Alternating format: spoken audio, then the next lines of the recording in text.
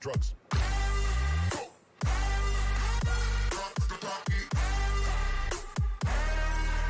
See your girl in the park.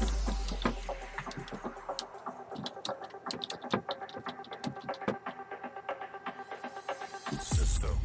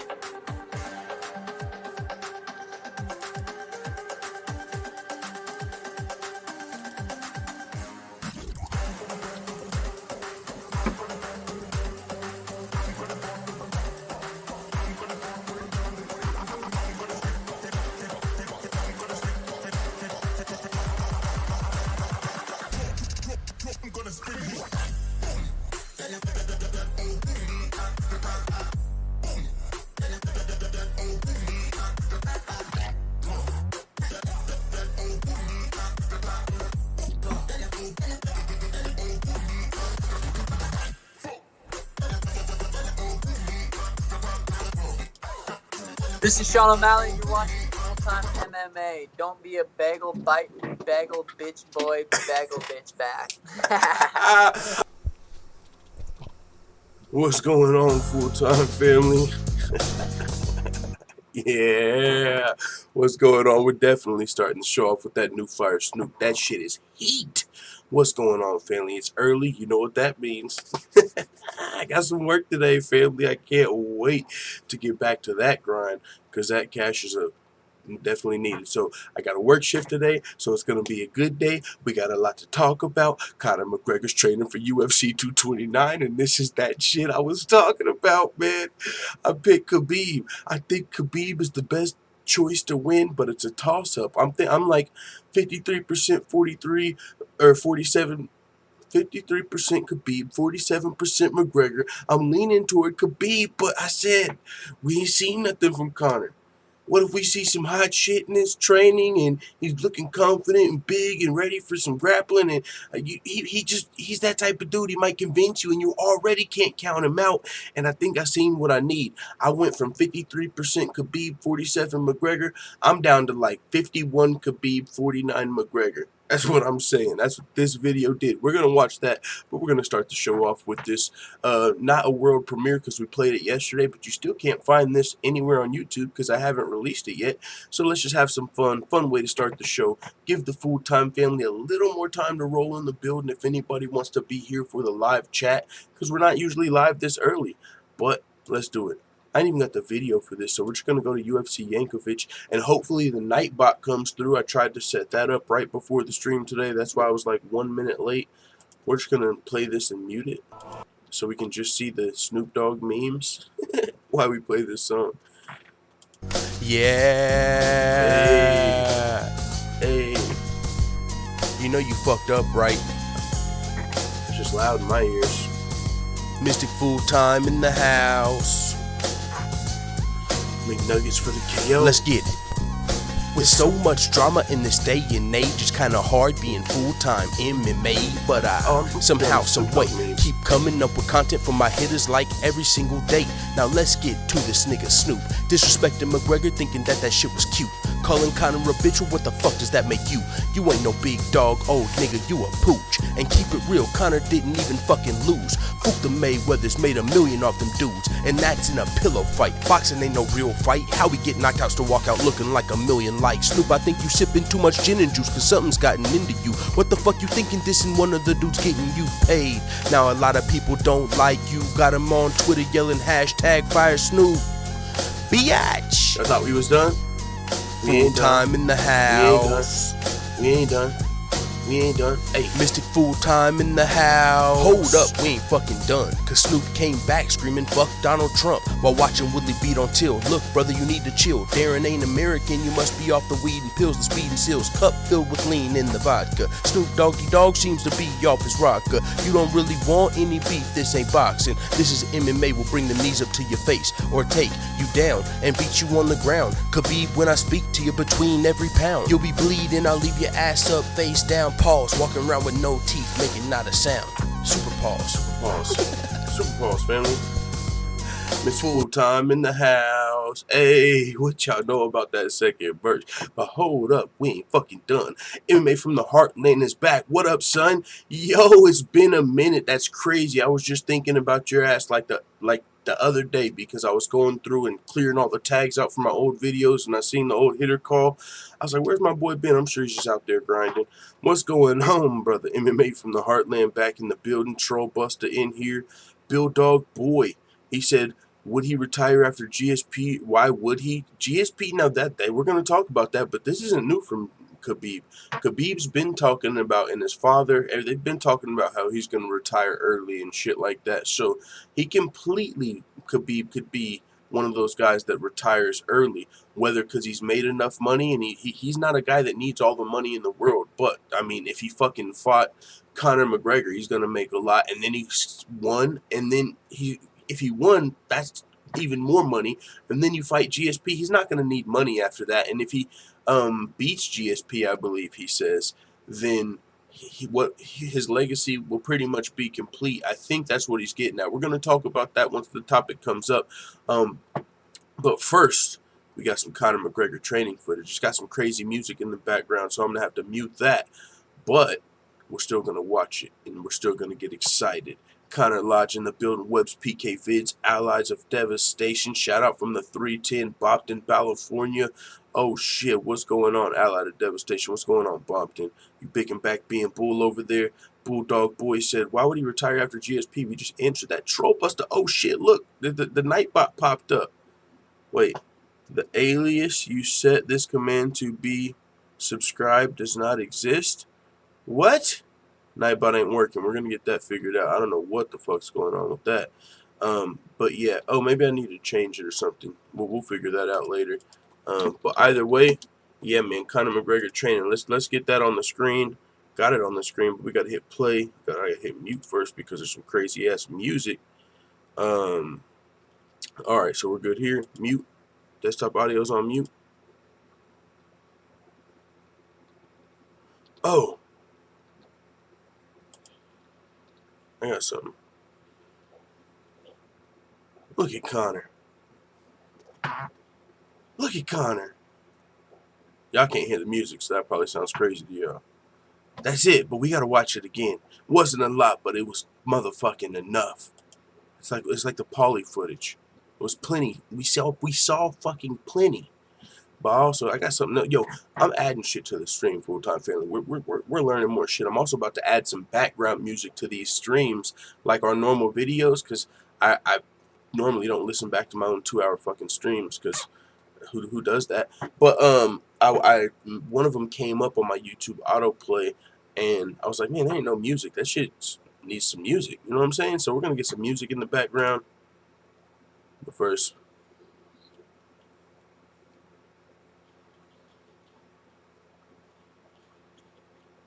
Look at that takedown defense. Look at that grappling. Look at them hands. Jiu-jitsu. Cardio. What more do you need? He's showing everything. He's showing everything. Body shots. Headshots. Cardio. Jiu-jitsu. Wrestling. What more do you need? Yo, I don't think we need to see much more. I'm already this much closer toward the McGregor pick. You should have saw it fucking coming. He better not drop another one of these videos or I'm fucking picking McGregor. That's all I'm saying. He better not drop another one. Oh, background music. Alright, let's add that to the stream. Full-time family browse. Alright. Full-time MMA OBS audio. Alright, here we go. Y'all ready for the background music? I might have to turn it down after I put it on, so we'll check it out. Open. Okay. Now it's just probably loud to you guys. Let me see. Gotta turn it down, I'm sure. Alright. Now, let me know if the background music's too loud.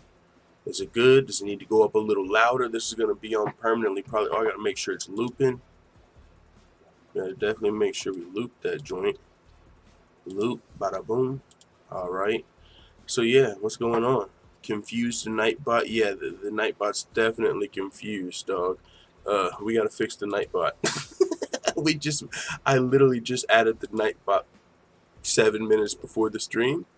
So, I don't know what Nightbot's smoking over here. It says enabled and shit like that. So, edit, subscribe. I subscribe, submit. Okay, so they're all there, man. So I don't know what's going on with the Nightbot. Why it's confused. Timeout for all caps. A little heavy-handed, but I think I like it. All right, CFR Sports in the building. What's going on, CFR Sports? We got CFR Sports timed out by Nightbot. What the fuck? Nightbot timing shit out for 5 seconds? Nightbot's going crazy, dog. Can I shut Nightbot the fuck off? Why? He should never be timing anybody out. Is it spam protection? Enabled? Fucking excess caps? Oh, it's got spam protection on this thing. I'm going to disable all of that. I don't want you timing motherfuckers out. Excess caps. Yeah, I don't know about that. That's crazy. I'm going to have to come back and check this thing out. Alright, I disabled all of the fucking spam protection. So, Nightbot shouldn't be on anybody's head after this. Nightbot's jumping out the window right now. Says Stamina Embassy. What? Timed out for 600 seconds? Nightbot, chill. Hold on, I'm gonna unhide you if I can figure out how to do that. What the fuck? Dog, I don't even know how to unhide motherfuckers like that. Hey, if you're a moderator, can you unhide him? Nightbot just fucking jumped out the window on my guy. He wouldn't. Oh, he put the. Oh, that might have been the caps protection. Hey, stop spamming. They hit him for 600 seconds for the caps. Yo, my bad. That brand new Nightbot. My bad. CFR Sports 600 seconds. Damn, that's that fucking 10 minutes. Well, if I could unhide you, I would unhide you, but I don't know how to do that, dog. But yeah, I think they hit you for the caps. But we turned that off. Nightbot was not fucking around. I'm gonna have to fuck around with the Nightbot, man, because it's telling me my shit ain't working. Type in I subscribe. Yeah, that didn't fucking work. All right, full-time family. So we're gonna start the show. Of course, we had to see, Conor McGregor. Conor McGregor dropped some training footage. First time we've saw in a while as far as MMA leading up to the UFC 229 fight since it's being announced. Oh, look, that one's working. Help us get UFC Yankovic to 1,000 subscribers. Oh, that's a subscriber. I gotta put an S there. But yo, that one's working. Yo, Nightbot, now we're talking. I'm gonna forgive Nightbot for timing out my boy CFR Sports. Hey, don't be barking like that. You fucking crazy, dude. Maybe that trial the bot on a backup channel, iron out the kinks. Yeah, you know what I'm saying. Maybe we'll try that. But hey, we're rolling with the punches. I think we got it fixed out. I turned off the caps filter. No one else should be getting timed out. Maybe I should have read the instructions before I just fucking let this robot loose. This is why we don't need robots, people, because somebody's just going to be excited to use that motherfucker and turn him on before they turn off his, defense mechanisms. You'll get fucked up out here. The alias you set this command to, tip alerts, does not exist. Okay. Yeah, we might have to turn some of that shit off, full-time family. Those are the timers, so I can disable that one. UFC Yankovic works, so I'll leave that one. Subscribe. I'll disable that one for now as well. So, alright, we only got one, but you get the point. We're working. And, by the way, what about the, put it to sleep, says MMA Addict? Yeah, I put it all to sleep pretty much. There's only one other thing it should be doing from now. And, that's it. But yeah, so we're gonna get that full-time hangout, says Arpit Singh. We'll probably do that later on this week for sure. I got a few people that want to hop on. Man-made machine and thus became architect of his own demise. Yo, speaking of, how about that Joe Rogan Elon Musk fucking podcast? That motherfucker was crazy. You guys hear Elon Musk, stocks dropped crazy after he smoked a little bit of the ganja with Joe Rogan? That was pretty crazy. But, I mean, I kind of see it, but at the same time, it's still kind of crazy. Let's check it out. That's damn near perfect. There's something there, but it's not distract. Nudge it up just a little. Okay. Stamming on the background music. Just a little. All right. Hopefully that's just a little. All right. We should be good, full-time family. A little bit of bumps to start the show, but we're here. Our boy CFR Sports should be back any second now. My bad, dog. But yeah, so with that being said, man, Conor McGregor posted his first training camp ahead of UFC, video of training camp ahead of UFC 229. We saw some of everything. We saw the grappling, the takedown defense, the jiu-jitsu. We saw the striking. We saw the cardio. He was on that bike and the tires were just spinning. I'm just saying, McGregor's coming into this and he's training hard. He's not doing too much press. He's not trying to go crazy with the fucking antics, the monkey shit. He's fucking coming straight in, focusing. Maybe one press conference, maybe two. Don't bring no motherfucking dollies or monster cans, but we might get one of those or two of those, and then it's just nothing but the fight. And you can see the countdown, man. We got 23 days? 23 days left until McGregor versus Khabib. Are you fucking kidding me, dog? It's September 12th today, and October 6th. So yeah, man, that's gonna be crazy. Sent you a message on Twitter. Check your inbox. I will do that, good sir. As soon as I get a chance. See what we're talking about over here. But aside from that training video, which I mean it was short, it is the first one. Let's watch it again. Hold on, what's up, family? Who doesn't want to watch McGregor fucking his training video at least one more time? I'm checking my Twitter messages too, but I gotta make sure the sound is off so we don't hear this intense ass fucking music they got playing behind it. Is our Desktop audio off. Now, here we go.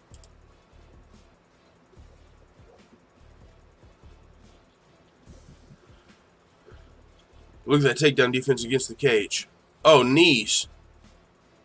Oh, dropped him. Jiu-jitsu. Sprawling. Cardio. We got the kicks. What you need? We got everything. Look at the sprawls. Look at the sprawls on this guy. Look at the body shots. You kidding me? Yo, I'm 50-50 just from watching that again. Yo, are you guys fucking ready, dog? He's coming back for you. Strap McGregor versus Khabib. Holy shit. Deep breath. Deep breath. It's 23 days away. McGregor's coming back to the UFC. He's taking on the undefeated, undisputed Khabib, but will he remain? We're going to talk about that. If Khabib has a good chance of winning, 50% chance if you ask me. But either way, he's implying that he would retire with the win over GSP, because GSP, we've seen him looking smaller than ever, talking about legacy fights, and if you got a fucking brain, you think GSP is eyeing this fight between McGregor and Khabib, and he potentially wants to fight the winner for a third belt, a legacy fight for him. It would be fighting for a third belt, and also it would be a huge fight. This is already likely going to be the biggest UFC fight of all time, McGregor versus Khabib, and so whenever you take the winner of that fight and you throw him into a fucking fight with GSP, another megastar, how does that fight not even get that much bigger? Now, so with that being said, Khabib is implying with the win over GSP, he may retire. And like I said to start the show, this isn't the first time Khabib has talked about retiring early at all. His father even spoke about it in the past. I was going to go pull up the articles, but they were from about a year ago, last year. I mean, I've just heard this in the past. Khabib's not a guy that's trying to stay until he's 40. He thinks about his health. I know that plays into a factor.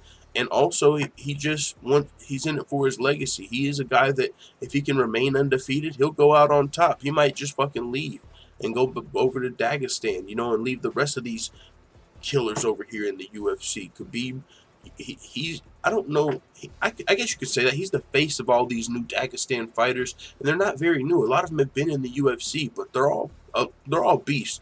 There's not many fucking fighters coming over to the UFC from Russia or Dagestan that hasn't looked very impressive in their fights. I mean, with what they've been able to do. A lot of them still unranked, but they're still killers. A lot of it's the grappling, but still, I mean, you see guys like fucking Zabit coming over here. He's, it's not like everybody's just grappling. So either way, Khabib 26-0. If he beat Conor McGregor, 27-0. If he beat GSP, 28-0, and he might be out of here. This is what he had to say. I can make money too. George St-Pierre is more legend than Conor, like 10 times. Welterweight champion, middleweight champion. Now he wants to take lightweight versus undefeated lightweight champion. Let's go. Ali Abdelaziz talked with him, George St-Pierre. He wants to come back. He wants to come back and fight at 155. He talked about 155 all the time. Why I need to fight if I'm going to beat George St-Pierre? Why I need to fight? Why? Fight for what? So he's in, like, my legacy would be complete. GSP, and as far as legacy is concerned, that was interesting. He said GSP's 10 times the legend of Conor. I mean, he's a little biased there. I don't know if that's the case, but either way, that would be a huge legacy fight for him. And what can he do from there after he beats GSP? I mean, of course, there is a second belt he could go for. I mean, but I don't know if that's something he's interested in. I mean, I think he might rather go out on top, keep his legacy intact. You already beat McGregor. You already beat GSP. You're still undefeated. You got the cash. What are we doing here? Why are we still fighting? Where the fucking go? You know what I'm saying? You're going to get that recognition if you can beat GSP. But that's a big fucking if. Well, GSP's going to be fighting at a new weight class, but still, if GSP can make 155, goddamn, do we got a fight on our hands? Khabib or Conor. GSP versus Khabib would be a hell of a fight. At 155, I really don't know what the fuck would happen, dog. That would be so crazy. But he's saying he may retire. But also, I was listening to Chael Sonnen, and he was talking about, shit, there's been dudes in the past, I think he was talking about a boxing example, that they were undefeated. They were, great. Everyone was all hyped up about them. And once they took their first loss, they retired. And, he was just, and that made me think, well, shit, if Khabib loses to GSP or loses to McGregor, if he's got the money, I don't know if he would retire, but he could. He's talked about it, and it wasn't even just before this. It was before, even before there was the McGregor fight, even before there was a possibility of McGregor and GSP, Khabib's team talked about retiring early, at least from Khabib and his father. It could have something to do with fucking religion. It could have something to do with CTE concerns, but they've talked about retiring early in the past. And so that's definitely not new. So win or lose, Khabib might be out of here sooner rather than later. I don't see Khabib fighting until he's fucking 35, 36, like nothing like that. I think he'll be out of here kind of like GSP, a little early. GSP came back, and maybe Khabib comes back in the future. But I could also just see Khabib retiring early. I don't think he needs money. He's not starving out here. He don't need to keep fighting until he's 40 for the checks. You don't need an analyst gig. I think he's pretty good over there in Dagestan. Whatever he's going to make off of McGregor and possibly GSP, probably going to be quite a bit of money over there in Dagestan. He's not like he was ever hungry before. It's not like he was just, one of those fighters that was known for being broke and selling their fucking baked goods and shit, to make ends meet. That's never been Khabib's thing. So he's not in it for money. He's probably not going to be fighting forever. I honestly believe Khabib could retire sooner rather than later. That's not even jokes. That's not even, a lot of people are like, oh, I could be retiring soon, like, and then they come back and then they retire and then they come back. I don't think that would be the case with Khabib. I actually believe him when he talks about retirement, and his father as well. So with that being said, let's see what the full-time family's talking about before we switch off of this subject, McGregor and Khabib. I pull up the chat over here, scroll down over here. All right. Ever loves drugs in the building. What about Tony? Still want to see that fight. That's a fight I would love to see as well. I would like to see Khabib versus Tony. I would like to see Khabib versus Kevin Lee. Fuck it, I'd like to see Khabib versus Poirier. I think that's a winnable fight for Khabib, though, a more winnable fight. But I want to see Khabib, if he wins this fight, against a new style. That's it, nothing crazy. You know what I'm saying? Against a top contender that's a new style. He's been eating these strikers up, and he could do that to McGregor, who's known more as a striker. Now, McGregor, 50-50 chance. He's a different striker. He's a little bit of everything. So with that being said, McGregor, if he beats McGregor, people are still going to say, oh, he beat another striker. So the only two guys there's a couple guys at the top of the division that will provide different challenges that I think would be great for a hardcore fan. But once you beat McGregor, you're on a different plane. Once you beat McGregor, you're not looking at the regular contenders anymore. Conor McGregor's not looking at fighting Tony Ferguson or Kevin Lee right now. They're going to have to do something to raise their stock tremendously before they get a McGregor fight. McGregor, if he fucking wins this fight, could fight Mayweather. If he loses, he could fight Nate Diaz. Make way more money than any contender. Same thing with Khabib. If he wins this fight, he's not looking at fucking Kevin Lee and Tony Ferguson. You know what I'm saying? Tony Ferguson, for one, the fight's hard to make. I'm sure they would like, if they lose the fight. Now, if Khabib loses to McGregor, we could for sure see Khabib versus Ferguson or something. That's some shit I would love to see still. But with a win, we're talking GSP and retirement, I believe. I don't know about those, you know what I'm saying, contender fights anymore. Steakophobic said mod privilege. Uh-oh, what's going on with the mod privilege? I think Nightbot's out of here, right? He ain't been blocking nobody. Oh, that's so fucking funny. He had a random caps filter on, and our boy CFR shows up with the caps. CFR just says, well, idea to think of the future. Mod privileges. Big homie full time. What's crack-a-lacking? Oh shit, shiny black belt. The Waste Graves is in the building. What's crack-a-lacking, homie? Don't let Bompton hear you talking like that. No, I'm just kidding. Where would Khabib be on your GOAT list if he beats Conor and GSP 28? No, if he beats Conor and GSP, you got to put him up there. He still would only have one belt, but he would for sure be the best lightweight of all time. And then you start talking about where is he on the GOAT list? He's up there with DC. He's up there with DC. I mean, DC right now, he's at the top. But if Khabib beats McGregor and GSP, I'm pretty sure he's the GOAT. I'm pretty sure he's the GOAT. I mean, but the thing is it's only one division, and we're in the era of champ. So I'm sure people would love to see Khabib fight at 170, but I don't think he would be super interested in that. Mike Boldazar said, "Sweet hat full time, appreciate it, brother." Lolita Devidich says, off subject, but did you know Oscar De La Hoya wants to run for president? No, but I'm not fucking surprised. I am not surprised. There's a lot of Kanye wants to run. Shit, fuck it. Full time for president. 2020. Let's go. Everybody wants to run. Everybody's like, what, Trump can get in? Shit, I'm in. People like me more than that motherfucker. I don't know. Yeah, but I did see maybe a headline about that, but I don't even think I clicked it. Lucian Hela says, this fight won't happen. Tony will end up fighting Conor on short notice. Ooh, that would be fun. I don't give a damn. That would suck, but that would be fun. I would still love to see Tony versus Conor. No abuses, just kidding, Stamina. About ghosting people who mess with him. Stamina in here ghosting motherfuckers? No, he not. But yeah, man, full time for president, says Leah. That's what I'm talking about. Devontae Bartholomew says, AKA Gym full of goats. Yo. Ben Askren versus Khabib 100. That'd be fun, but I don't think Ben Askren's if Khabib loses, and can Khabib make 155? If I don't see Khabib or Conor or even GSP really, unless you give him a lot of money fighting Ben Askren. His stock's not super high. I mean, the wrestling fans love Ben Askren, but MMA fans, a lot of them don't know much about Ben Askren. Casual fans definitely don't know anything about Ben Askren, but he's still a big name in the wrestling world, and the hardcore fans, like the hardcore MMA fans, are like, okay, Ben Askren's cool, but honestly, just giving my honest opinion, I've never really understood Ben Askren versus GSP, Ben Askren versus, these big names. He's undefeated, so maybe that's what it is, because he's undefeated. But as far as a crossover star, I mean, I don't know about that. As far as his stock, GSP stock market, I don't know where his stock would be. Forward says, would you, and plus that would have to happen at 170. At 170, Ben Askren could fuck around and beat Khabib. That'd be a lot harder for Khabib's style at 170, to be honest. Forward says, would you take Khabib pulling out and the chance that we get that later, Conor versus Ferguson on short notice? Would I risk?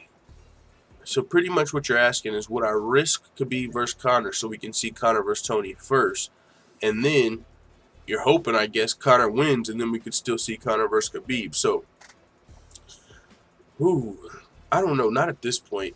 Not after the fucking Dolly attack and send me location and all of this shit. We gotta see the end of this fight. We got to. I do want to see those, just selfishly as an MMA fan, the style matchup. I'd love to see Tony versus both of those guys, but I wouldn't risk Conor versus Khabib. Not right now. All they need to do is is marketing him a little, says CFR Sports. Ben Askren trains with Woodley, says Devontae Bartholomew. Yeah, he does train with Woodley. I think either he was Woodley's wrestling coach or Woodley was his wrestling coach. One of those. But he was fighting over there and won championship. I'm surprised. Boy, he's still in contract with him. Tony Time 100, he's still the champion. Help us get UFC Anchorage. Look at the Nightbot. One command working. Hi, Nightbot. All right, but yeah, we got some more stuff to talk about. We got about an hour and a half probably before I got to shut down the stream and make sure we get to work. But we might be out of here sooner than that. Who knows?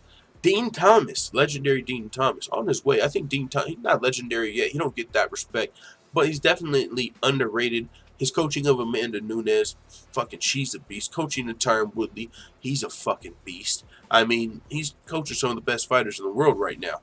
But they're not fan favorites. You know what I'm saying? So I don't know how much respect their coach is going to get, even though he's turned them into some fucking beast. I want to see Conor Tony first, says Steakophobic. Conor Khabib needs to happen. Conor could very well lose to Tony and not get the opportunity to fight Khabib after they did that, or if they did that. Yeah, that's what I'm saying. If Conor lost, he wouldn't get to fight Khabib. So that's kind of why. Yeah, exactly. You're agreeing with me. I thought you said you do want to see Conor fight him first. You don't. Yeah. I don't want to see him risk it either. It's the same thing. I want to see the fight, but I don't want to see him. I don't want to see it risked. Where's PK Vids over here trying to trigger the Nightbot? I commands. Okay. Looks like you guys can check out the commands. I don't know if they're gonna work. He's over here trying to get Nightbot to ban somebody. What commands? Command fucking 600. You're out 600. All right, but yeah. So, speaking of Dean Thomas, he spoke with the MMA Hour Luke Thomas, and no relation. But he said he don't think that the fans disliked Woodley. He don't think people hated Woodley, that they were just upset with him, maybe for some of his performances. And hey, that's a great outlook on it, you know, from Dean Thomas. That's an optimistic, non-toxic outlook. He's not believing that the fans just hated Woodley. Maybe they were just upset with a couple of slow performances, or even upset with him because he beat their favorite fighter. You know, a lot of people love Wonder Boy, so for Woodley to get his hand raised, that might have pissed some people off, upset some people, but they don't hate Woodley. He can definitely earn it back. You know, powerful Dean Thomas, great outlook. You know, not being negative. You know, bringing that positivity and that optimism to things. I'll read what he had to say, but it looks like somebody just hit the subscribe button. Thank you, Joe Mamas, for hitting the subscribe button. That is much appreciated, OG Triple O. It says Kevin Terry with 5 in the super chat. That must have been from the last stream. I was about to say, I don't remember. I know Kevin Terry is on, and I don't remember that, but that was from the last stream. Okay. But yeah, shout out to Joe Mamas for joining the full-time family, getting your full-time MMA white belt, hitting that subscribe button. Much appreciated, good sir. But this is what Dean Thomas had to say. I think that's what people are starting to realize. Here's what I think. I'm going to be honest with you. I think that people were just upset with Tyron. I don't think that they ever didn't think he could fight. I think they were just upset with him because they know what he's capable of. I mean, up until the second Stephen Wonderboy Thompson fight, Tyron was just tearing people up until that fight. Then those 2 fights, I think he just disappointed people. They were upset with him, and that's when they started really bad-mouthing him, and the fact that he was coming out and just kind of complaining about his position in the game. I think it really just kind of exacerbated everybody's view of him, and just, you know what, we don't like this guy. Now I'm going to tell you right now, he's beating around the bush. This guy is on Dana White's looking for a fight. He ain't going to fucking risk his job. And even if a lot of people, the elephant in the room is, oh yeah, and by the way, also Dana White came out after the fight and co-signed the fans. And he was like, yeah, like, you know, would you be excited with that fight? Whatever Dana White has had to say about Tyron Woodley that's critical, he said it. But Dean Thomas, he can't call out Dana White for that. You know what I'm saying? I think if any of us were just having a normal conversation about why the fans might dislike or be upset with Tyron Woodley, a lot of people would point to the fact that Dana White hasn't said the nice. It's not like he's ever came out and said, hey guys, Tyron Woodley's the fucking champion. He's amazing. He's the GOAT. Even if you better respect his fights, even if they're boring, you know, you're on the edge of your seat during the fight. Like, instead of co-signing, like maybe what some of the fans felt during the fight when they were booing, you know, in the past, you've heard Dana White say, those fans that were booing, they don't know what the fuck they're watching, or you know what I'm saying? Like, how can you boo that fight? That was a great fight. Instead of co-signing, hey, you got the fans booing you out, or whatever. So, but either way, I just thought that was interesting because Dean Thomas, you know, is on Dana White's looking for a fight, which is a good show. And you wouldn't want to see him getting kicked off the show by coming out here and saying the wrong shit. And you know, speaking of, what do y'all think about Cajun Johnson? I want to talk about that. We're going to look at UFC Moscow later. I want to talk about Cajun Johnson. That dude, he's fighting some fucking killers. We're going to talk about that a little bit later. But I think this is Dean Thomas continuing. I think his performance Saturday and the stance now, listen, I don't care who you put in front of me, I'm just going to fight. I think that's what people want from Tyron, and I think that's what turned everybody's opinion of him around. And I agree. Not everybody. I don't think he's turned everyone's opinion around, but that is one thing you have to note. Tyron Woodley's not doing that diva-ish shit anymore. I mean, even though he's on TMZ, you don't see him at the press conferences saying, complaining a lot anymore. He's not calling for fights because it didn't work for him. I mean, a lot of people call for fights. A lot of people play the UFC stock market and pick and choose their fights. A lot of people do that. And, you know, it's recepted a little better by the fans. But for Tyron Woodley, maybe it's because he hasn't proven as much as some of those guys. I mean, I don't know. Ally Quinta, he kind of does it a little bit as far as, I'm not fighting right now. What the fuck? I got real estate. I ain't got to fight. I'll wait until I get, you know, whatever.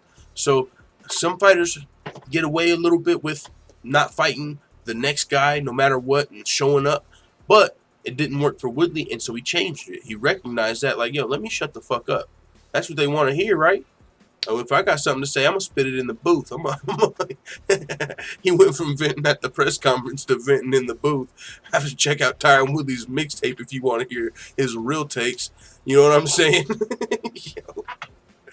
Tyron Woodley's mixtape dropping. I don't know when, but we got to check it out. But yeah, no, Dean Thomas does make a good point, a great point that That is a way that Tyron Woodley is changing people's opinion. Not only did he have a non-boring performance, so people can't say that shit anymore. Oh, he's a boring fighter. Was it boring versus Till? No, exactly. Shut the fuck up. Was it boring versus Lawler? No, exactly. Shut the fuck up. In Tyron Woodley's last 5 fights, 3 of them were entertaining. So in only 2 of his last 5 fights, the Maya fight where he had a torn labrum, and the second Wonderboy fight where that was a fucking weird situation anyway.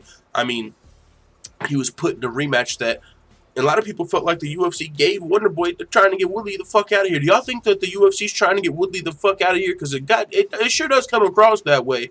Wonderboy got that rematch that a lot of people felt like Woodley won the first fight. Even if you didn't, okay, he's still the champion. In order to be the champion, you have to beat the champion. Draw. We got to fight Wonderboy again. Okay, we're fighting Wonderboy again. And the second fight was less convincing than the first fight, but he got the win. So it's like the UFC, it almost seems like they were trying to get Wonderboy that title, trying to get to Woodley the fuck out of here. And then Darren Till, big-ass Darren Till, misses weight. What do? We're getting him in that title shot. Let's see if he can get him the fuck out of here. Like, you know, it's like the UFC. They might be. There's a lot of shit that could lead you to believe that the UFC's trying to get Woodley the fuck out of here. He probably don't do the best business. He's not, you know, sometimes he speaks his mind or whatever reason. It seems like the UFC could be trying to get Woodley the fuck out of here, but they just can't. You know what I'm saying? They ain't giving him these money fights, these legacy fights. Number one contender.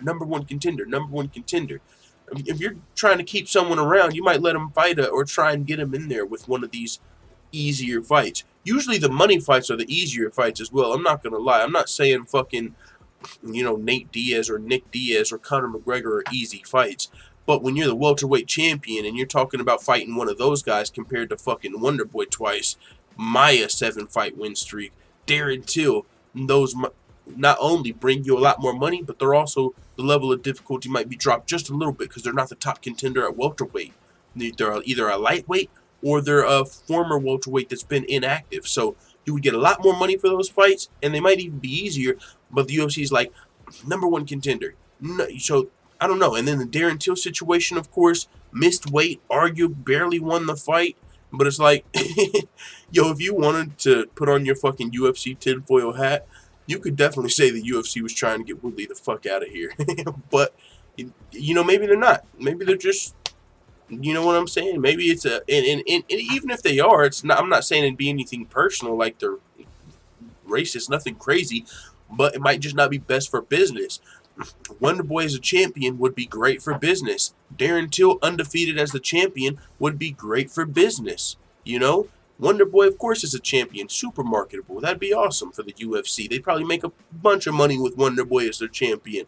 Same with Darren Till. He would have still been undefeated, speaking fucking 3 languages and shit. Darren Till undefeated, big ass, willing to move up, fight, boom, like, would have been amazing for marketing and just selling ticket, everything.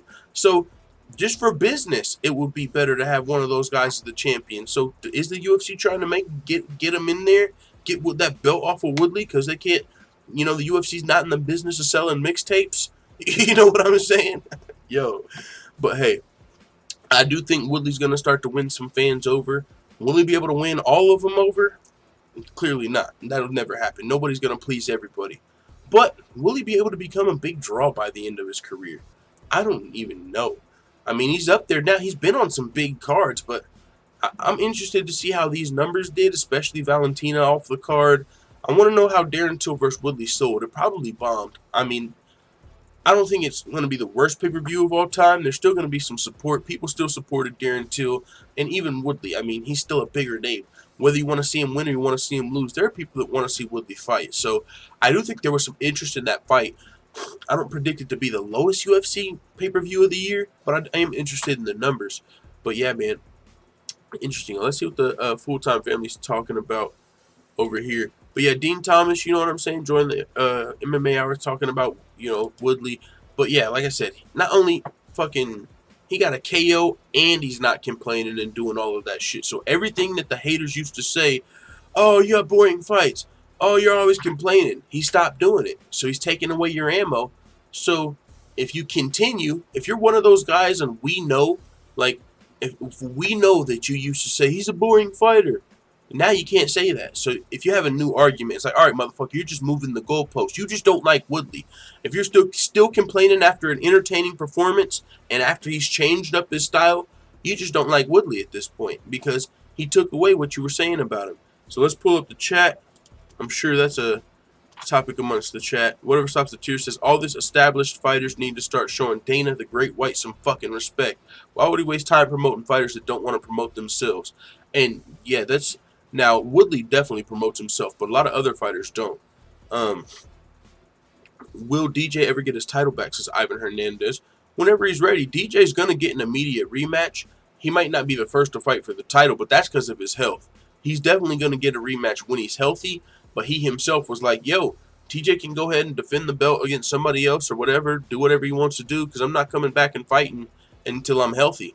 I'm not coming back and fighting for my title until I'm 100% healthy because I don't want to come in here injured and lose the strap and never get a rematch. So DJ, he said he injured himself in the fight.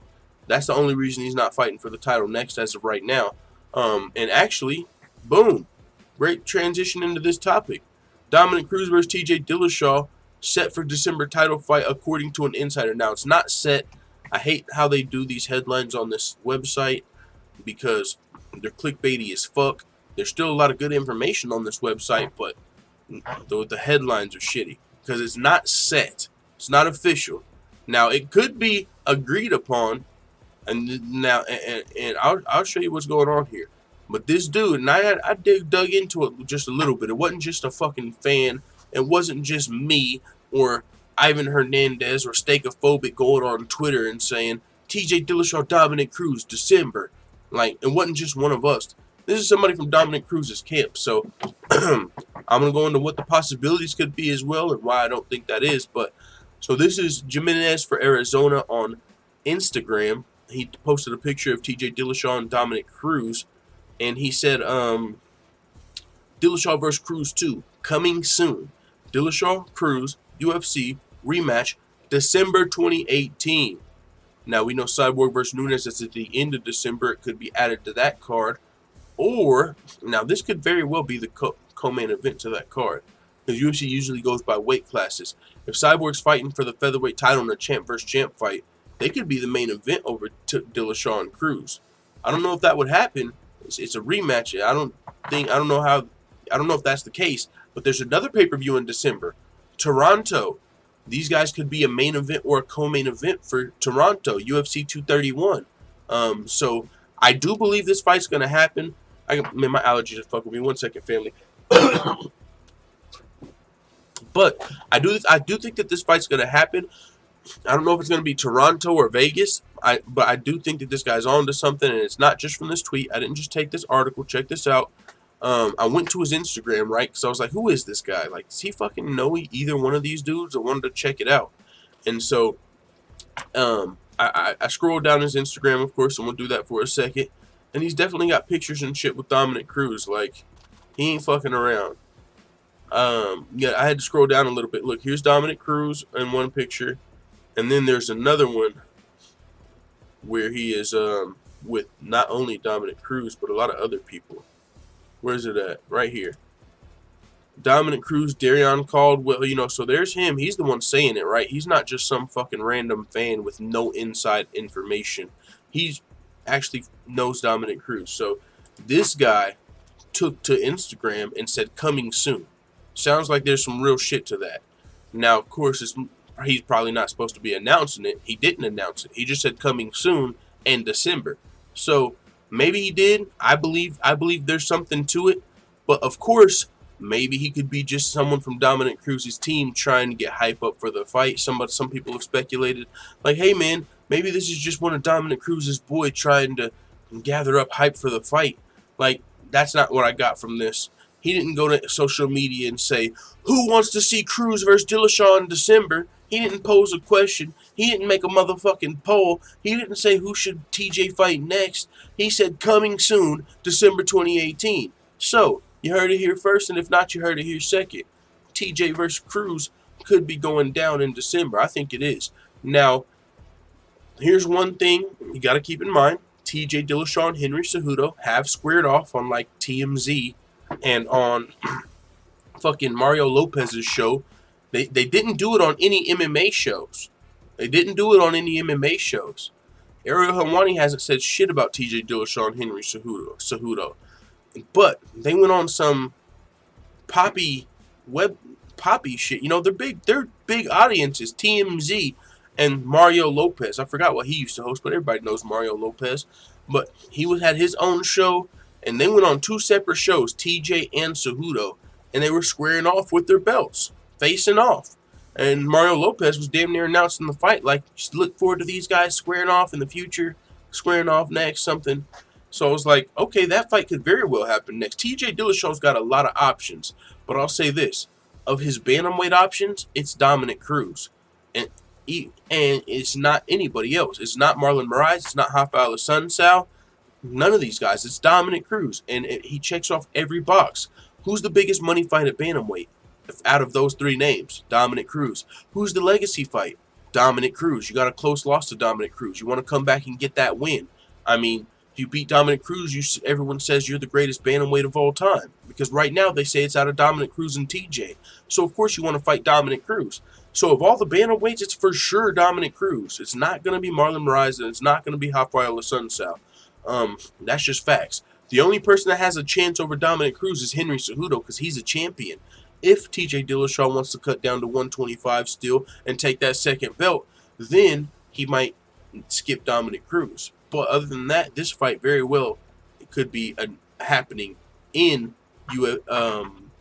December at UFC 231 or UFC 232. Benji says TJ versus DJ was the fight everyone wanted. Now Cejudo has a win over DJ. That's not worth any money.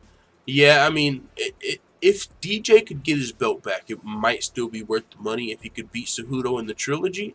But because it would still be champ versus champ, and people might still be curious. But yeah, it definitely lost some steam to it. And Cejudo versus Dillashaw isn't the same. It's not the same. It's not the same legacy fight.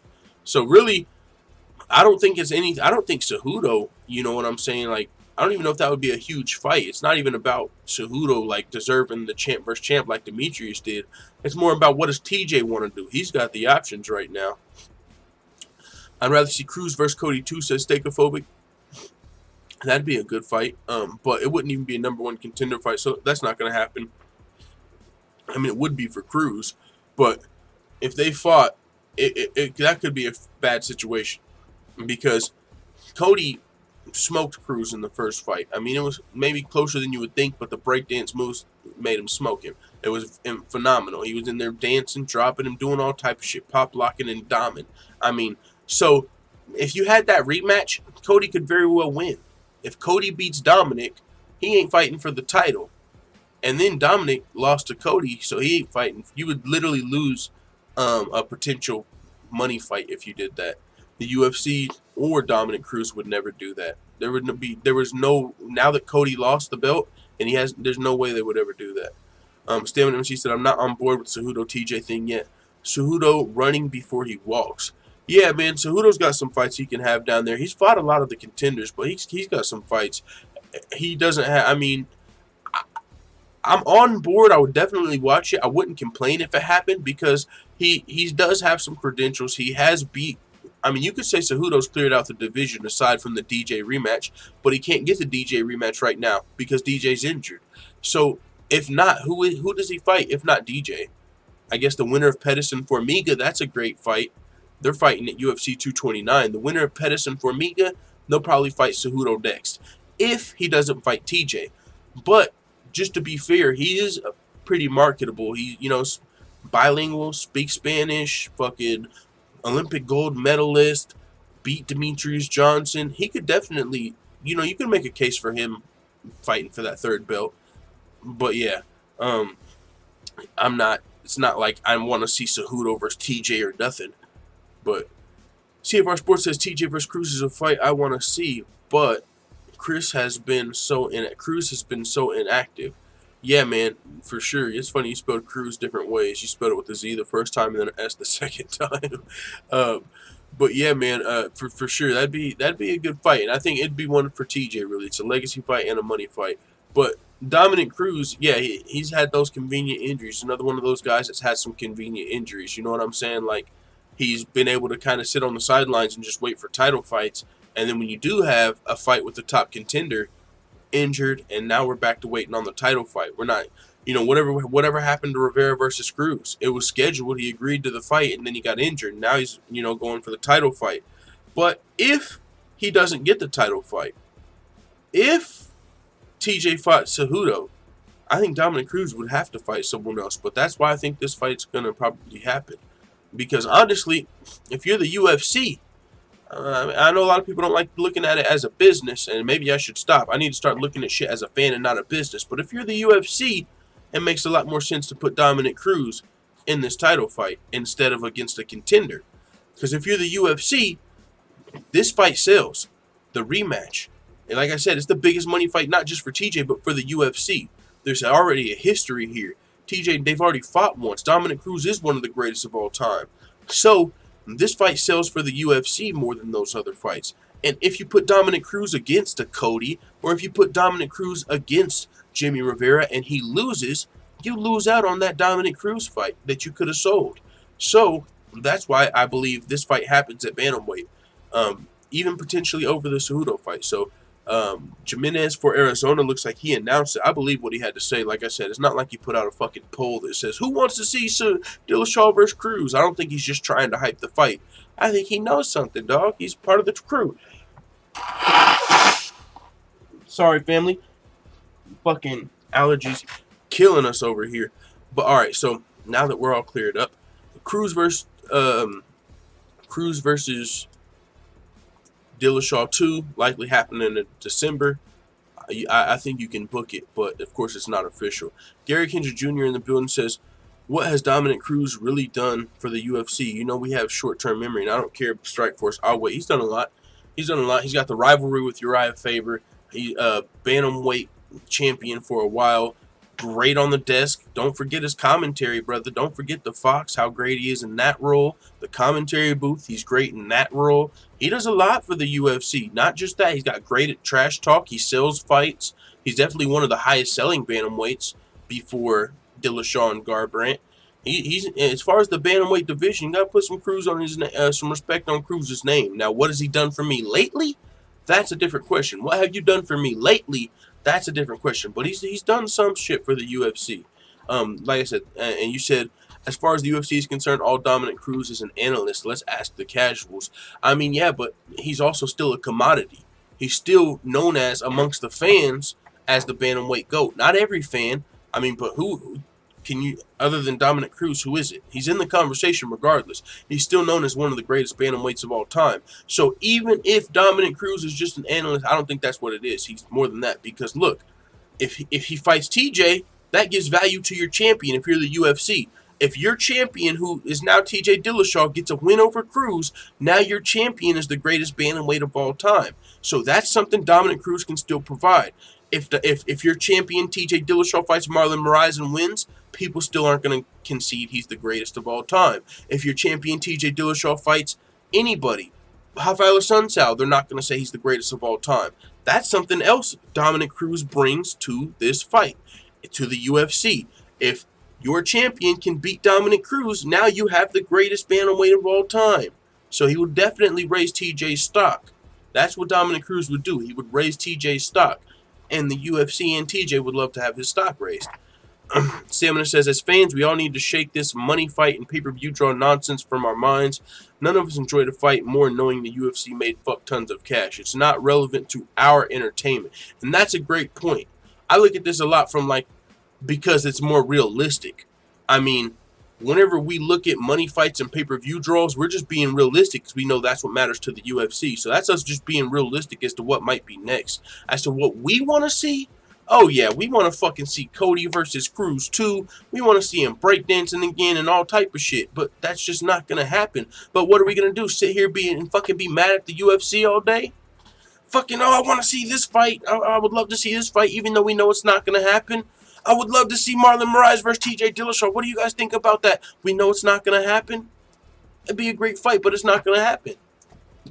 And you know what I'm saying? I mean, you could break it down, I guess, but that's not what I can really do. I don't bring that to the table. You know what I'm saying? Like, I'm a lot better thinking about this shit as a business rather than, oh man, like, could you imagine Marlon Moraes' fucking switch kick against T.J. Dillashaw's switch stance style? I don't break down fights like that. So really, that's where I'm good at. That's where Mystic Full Time comes in, kinda, is the business thing. But yeah, it doesn't help us out. Oh, the UFC's going to make a bunch of money with Brock Lesnar coming back. That's why they're doing it. Okay, we should all be cool with it. No, it is bullshit. But that's just realistic. So unless you're going to sit here and be mad at the UFC all day, you kind of have to think about it as a business. No, we don't make the cash. But we're watching what's going on. Gary Kincher Jr. says he's gonna have to fight someone else. Says Uncle Dana. Lord, he's a diva. Yeah, I don't think T.J. Dillashaw wants him to, but T.J. Dillashaw said the same thing about Cody. Nope. You know what I had to go through to get my rematch? You think you're getting a rematch after I just knocked you out?